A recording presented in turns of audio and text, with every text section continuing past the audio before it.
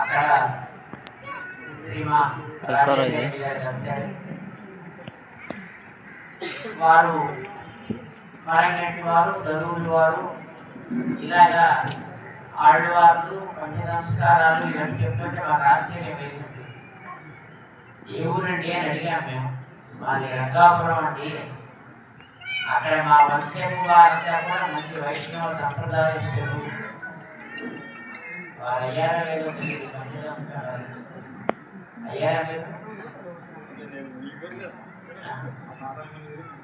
ఇంకా వారు పూర్తిగా మొదలేదు.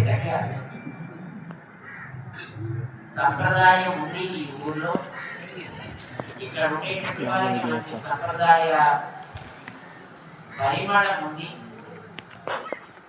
వారందరూ కూడా 1000 సంవత్సరాలుగా ఈ ప్రాంతంలో ఉంటూ ఇక్కడ దైవ అనుగ్రహంతో వారి జీవితాలు గడుపుతున్నారు అని విన్నా. మాకు అమృత గారు తెలుసు, వారి అక్కయ్య గారు తెలుసు, జైపాల్ రెడ్డి గారితో పరిచయం ఉంది. కానీ రాజేంద్ర రెడ్డి గారితో ఈ మధ్యనే పరిచయం జరిగింది. గతంలో అంతగా పరిచయం లేదు. కానీ వారి ఈ ఊరి విషయం మాకు తెలియదు. వస్తుంటారు, వెళ్తుంటారు. ఇప్పుడు సంప్రదాయపరమైనటువంటి మంచి కుటుంబాలు ఉండేటువంటి గ్రామాలన్నీ కూడా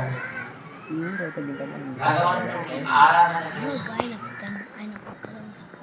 ఆ దైవ అనుగ్రహంతో వాళ్ళు చేసేటటువంటి కృషి, వారు సాధించేటటువంటి జీవనాన్ని అందిస్తూ గ్రామస్తులందరితో కలిసి పంచుకొని జీవించే ఒక విధానం ఈ ప్రాంతాల్లో గతంలో ఉండేది. గ్రామానికి అప్పుడప్పుడు ఆచార్యులు వచ్చి గ్రామాల్లో ఉంటూ ఒక 4-5 రోజులు గ్రామంలో ఉండే వాళ్ళందరినీ కూడా చక్కగా మంచి చెడు చెప్పి గ్రామాల్లో అందరూ కలిసి మెలిసి ఉండాలి ఈ విధానాన్ని అందరికీ బోధించేవారు.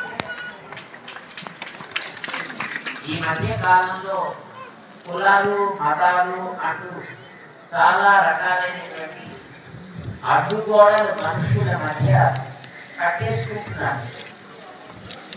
కానీ ఇదివరకు రోజుల్లో అలా ఉండేవి కావు. అందరూ కలిసి మెలిసి ఉండగలిగేవారు. కులం ఏదైనా, జాతి ఏదైనా, మతం ఏదైనా అందరూ కలిసి ఏదో ఒక సంబంధం, ఏదో ఒక బంధుత్వం. ఆడవాళ్ళైతే అత్తయ్యనో, పిల్లియనో ఇలాంటి ఏదో బంధంతో కలుపుకుని పిలుచుకునేవారు. మగవాళ్ళైతే బాబాయనో,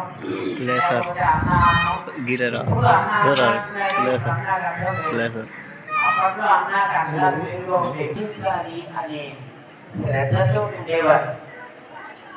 అలాంటి ఒక భావన జాలాన్ని మన ఆలయాలు పెంచి పోషించేవి.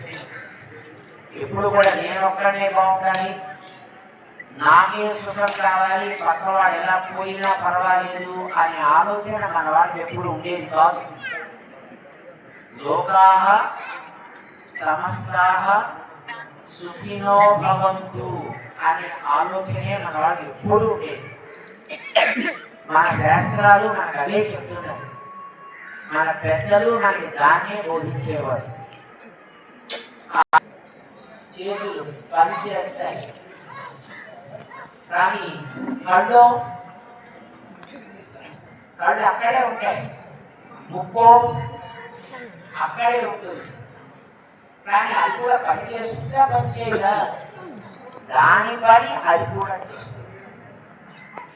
దాని చోటు వేరు, దాని పని వేరు. కానీ అన్నీ ఒకదానికి ఒకటి తోడుండి పనిచేస్తాయి శరీరంలో కదా. నోరు అక్కడే ఉంటుంది కదా అని చేతులు సంపాదించేది నేను, తినేది నువ్వునా అని ఎప్పుడైనా నోరు మీద కోపడతాయా? ఏమైనా అవయవాలన్నీ అవి చేసే పనులు వేరైనా ఒకదానికి ఒకటి తోడు ఉంటాయి. అలా ఉంటేనే మనం బతికి బాగుంటాం. నోటి పని నోరు చేయాలి, ముక్కు పని ముక్కు చేయాలి, కంటి పని కాళ్ళు చేయాలి, కాలి పని కాలు చేయాలి, చెయ్యి పని కాళ్ళు పైకి పెట్టి తలకెత్తి పెట్టి అనుకోండి నడవగలమా మనం అట్లాగా. అంటే ఒక్కొక్క అవయవం ఒక్కొక్క పని చేయడం కోసం ఏర్పడింది మన శరీరంలో. ఆ పని అవి చేస్తున్నంత వరకు మనం బాగుంటాం, అవి బాగుంటాయి. మీరు చిన్నప్పుడు స్కూల్లో ఒక కథ చదివి ఉండాలి. అవయవాలన్నిటికీ కడుపు మీద కోపం వచ్చింది. విన్నారు ఎప్పుడైనా? పొట్ట మీద అవయవాలన్నిటికీ కోపం వచ్చింది. ఎందుకని? పొట్ట ఏం పని చేయదా, ఇంకా కళ్ళంటే చూస్తాయి, నోరంటే ఇంకా నవ్వులుతుంది, ముక్క అంటే గాలి పీలుస్తుంది. పొట్ట ఏం చేస్తుంది? పని చేస్తుందా? ఏం పని పొట్ట నువ్వు ఏం పని చేయకుండా అలా కూర్చుంటున్నావు. మిగతా మేము అందరం కలిసి ఎంతెంతో కష్టపడుతున్నాం, కష్టపడేది మేము అని తినేది నువ్వునా, మేము నీ మీద స్ట్రైక్ చేస్తాం అని మొత్తం అవయవాలన్నీ పొట్ట మీద స్ట్రైక్ చేశాడు.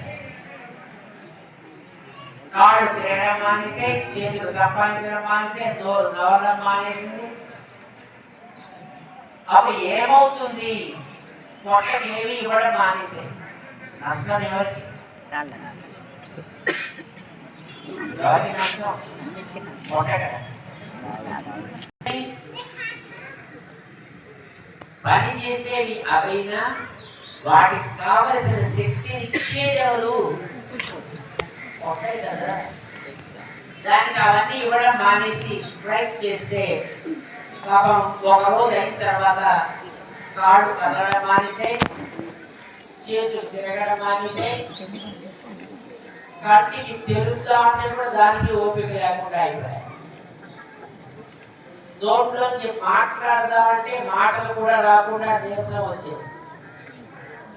పాప పొట్ట పిలిచింది మిగతా అవయవాలన్నీ పిచ్చి వాళ్ళ ద్వారా ఎవరి పని వాళ్ళు చెయ్యాలి. కాలికి మనం కన్నం పెట్టి అన్నం పెడతాం, పని చేయాల్సింది తిరగాల్సింది కాలే. కానీ కాలికి కన్నం పెట్టి అన్నం ఎక్కించగలమా మనం? ఎక్కిస్తారా ఎవరైనా? చేతికి కన్నం పెట్టి చేతికి అన్నం ఎక్కిస్తారు ఎవరైనా? అన్నం తినేది అందుకునేది నేనే అయినా నా కోసం కాదరా, మీకోసమే.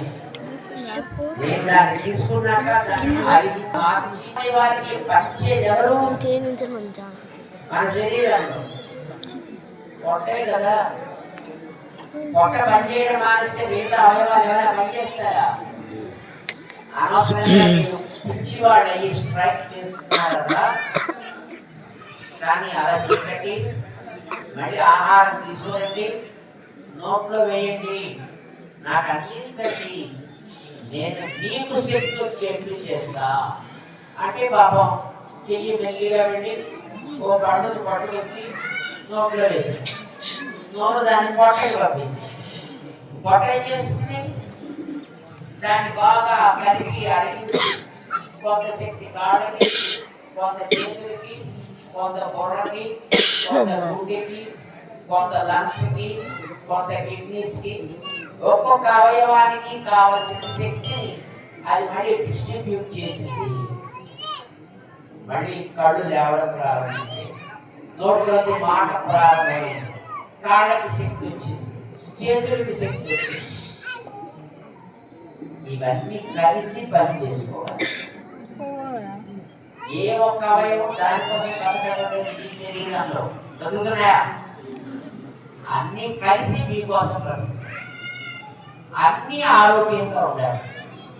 అలానే మన సమాజంలో కూడా రకరకాల జాతులు, రకరకాల వర్ణాలు, రకరకాల వర్గాలు ఉన్నా అందరూ కలిసి మంచి సమాజం కోసం పనిచేయాలి.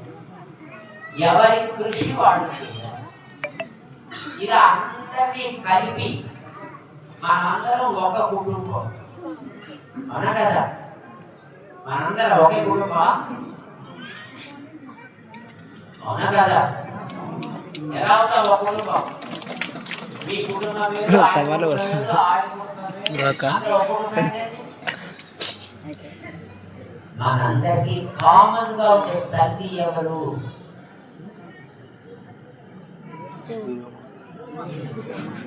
భూమి కదండి. మనందరికీ అన్నం పెట్టేది ఎవరు? భూమే కదా. లేకపోతే ఆకాశంలో పట్టుకొస్తున్నారు అన్న. మనందరికీ కామన్ తల్లి భూమి, మనందరికీ కామన్ తండ్రి ఆ లోపల ఉన్నవాడు. అందరికీ ఆయనే తండ్రి, అందరికీ ఆమె తల్లి. అప్పుడు మనందరం ఒక కుటుంబం వాళ్ళు అవుతాం.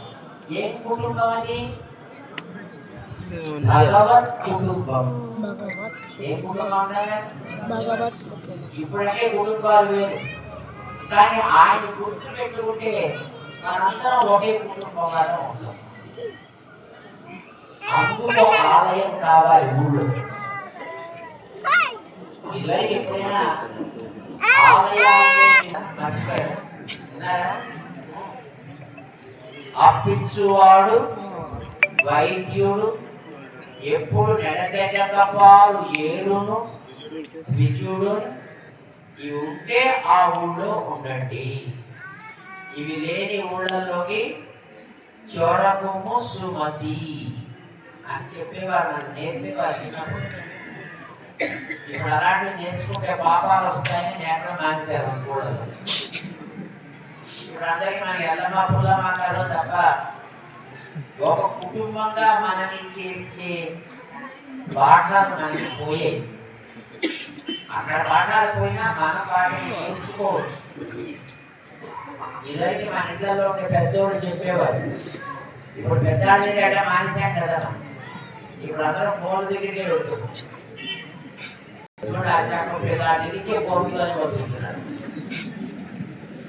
అదేమిటో తెలిసినా తెలియకపోయింది. కనీసం మన పిల్లలకి మనం నేర్పాలి. అందుకోసమే మీ ఊళ్ళో మీ సంజీవరెడ్డి గారు ప్రవృత్తులు ఇదివరకు చిన్నగా ఉండేటటువంటి ఆలయాన్ని ఈవేళ చక్కగా రాతిమయం చేసి మళ్ళీ ఈవేళ రేపో మళ్ళీ దానికి ఏదో ఉపద్రవం వచ్చేటట్లు కాకుండా అది పర్మనెంట్ గా ఉండాలి. మళ్ళీ ఇంకో 1000 ఏళ్ల పాటు ఇది కదలకుండా చక్కగా పడి ఉంటుంది. మన గ్రామాన్ని మంచిగా అది తయారు చేయాలి. మన గ్రామస్తులందరం కలిసి ఉండాలి. మన అందరూ కూడా సుఖంగా జీవించాలి అనే ఉద్దేశంతో వారు మంచి ఆలయాన్ని నిర్మాణం చేసుకున్నారు. మీరందరూ కూడా ఈ ఆలయాన్ని జాగ్రత్తగా చూసుకోవాలి. ఆలయ నిర్మాణం చేయడం ఒక ఎత్తైతే నిర్మించిన ఆలయానికి ప్రతిరోజు మనం రావాలి. మీ ఇంటికి చుట్టాలు ఎక్కడైనా వచ్చారా లేదా? వచ్చాక వాడు ఏం చేస్తారు? పక్కన పక్కన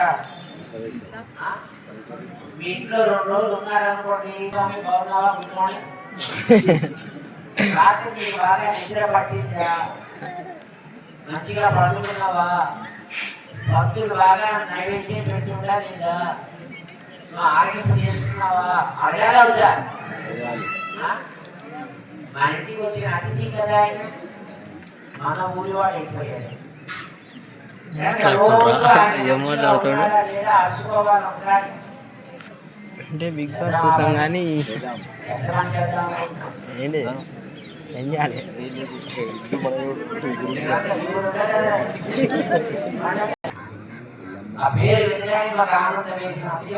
రంగా పూదే ఉంటుంది.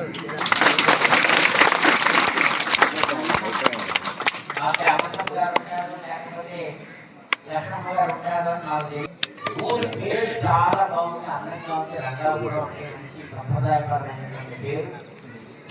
అందుకోసమే వస్తాం మా నాన్న. చాలా సంతోషిస్తున్నాం. మన రాజేందర్ రెడ్డి గారికి అనేక అనేక మంగళాశాసనాలు మరి దాంతోపాటు నిర్మాణం చేసినటువంటి కమిటీ సభ్యులందరికీ కూడా మేము అనేక మంగళాశాసనాలు చేస్తున్నాం. ఉత్సాహంగా శ్రద్ధగా మంచి ఆలయాన్ని నిర్మాణం చక్కగా మన అయ్యగారి చేత మంచిగా ప్రతిష్ఠ చేయించి ఆలయానికి ఒక మంచి నిండుదనాన్ని తీసుకొచ్చారు. గ్రామానికి తద్వారా మంచి నిండుదనం వచ్చింది. ఇందాక పూజ చేసేటటువంటి పూజారి అయ్యగారు ఉండడం చాలా ప్రధానం. అందుకోసం చక్కగా ఉండడానికి ఒక మంచి వసతిని నిర్మాణం చేసి దేవుడికి ప్రతిరోజు నైవేద్యం జరగడానికి మాట్లాడట్లేదు. వచ్చిన వాళ్ళందరికీ కాస్త ప్రసాదం ఇవ్వాలి. మనకి ఇలాంటి మంచి సంప్రదాయాన్ని ఇచ్చిన రామానుజాచార్య స్వామి స్టాచ్యూ ఆఫ్ ఈక్వాలిటీ, సమతామూర్తి. వారి వల్ల మనం ఇలాంటి ఆలయాలు వారు ఏళ్ళ కింద మనకి ఇట్లాంటి ఒక మంచి సంప్రదాయాన్ని మన కోసం ఇచ్చారు. వారు మనకి పక్కనే హైదరాబాద్ దగ్గర ఉంటారు. ఎంతమంది చూశారు? అంటే అరే